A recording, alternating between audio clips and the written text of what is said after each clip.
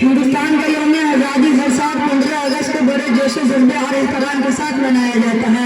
यह दिन हमें उन अजीम कुर्बानियों की याद दिलाता है जो हमारे मतवालों ने दी थी ताकि हम गुलामी की जंजीरों से आज़ाद हो सके। अंग्रेजों के तवील अरसे के बाद हमारा देश 15 अगस्त 1947 को आज़ादी हासिल की। इस दिन एक तारीखी वाक़ा नहीं बल्कि हमारे दिलों में इतिहाद और कुर्बानी की जिंदादियां याद दिलाने का दिन है। हिंदुस्तान तकरीबन 2 सदी तक अंग्रेजों के कब्जे में रहा। अंग्रेजों ने हमारे वसाइल का इस्तेहसाल किया, मकामी शरीय खत्म किया, अवाम की जिंदगी गुलामी की जंजीरों से जकड़ी हुई थी। इस गुलामी के खिलाफ बहुत सी तहरीकें चलाई गई। 1857 की पहली क्रांति को हिंदुस्तान का आजादी की पहली कोशिश माना जाता है।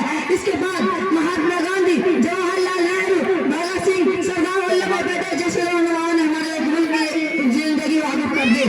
महात्मा गांधी का इंसाफ सत्याग्रह ने हमारे मुल्क की आवाम को नहीं फूंक दी।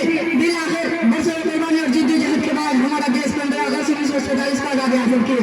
ये दिन एक तारीखी वाक़ा नहीं बल्कि हमारे दिलों को हुकूमत इतिहाद और कुर्बानी का जिंदादियां लौटाने का दिन है। इसी मौके पर दिल्ली के लाल किले पर कौमी परचम लहराते हैं और मुल्क का खिताब करते हैं।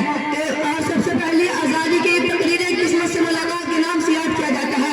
यह लम्हा हर हिंदुस्तानी के लिए बेहद फख्र और खुशी का लम्हा है। दोस्तों, हर साल 15 अगस्त को बड़े जोश और खरोश के साथ मनाया जाता है। यह दिन हमें उन अजीम कुर्बानियों की याद दिलाता है जो हमारे मतवालों ने दी थी। स्कूलों, कॉलेजों, दफ्तर, सरकारी इदारों उसमें कौमी परचम लहराया जाता है। तलबा हुकूमत के गीत गाते हैं, तकरीरें करते हैं और हमारे आज़ादी के मतवालों को याद करते हैं। सबसे बड़ी तकरीरें तो दिल्ली के लाल किले पर होती है जहाँ वज़ीर आज़म कौमी परचम लहराते हैं और मुल्क का खिताब करते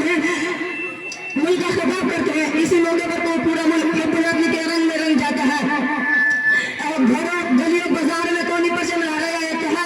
बच्चे जय हिंद का नारा लगाते हैं। मुअज्जज़ सामीईन कराम और हमारे प्यारे देशवासियों, गुलामी हमें यूं ही, आज़ादी हमें यूं ही नहीं मिली बल्कि लाखों शहीदों और कुर्बानी पर मिली। इसलिए हमारी जिम्मेदारी है कि हम अपने मुल्क को तरक्की की राह पर आगे ले चले।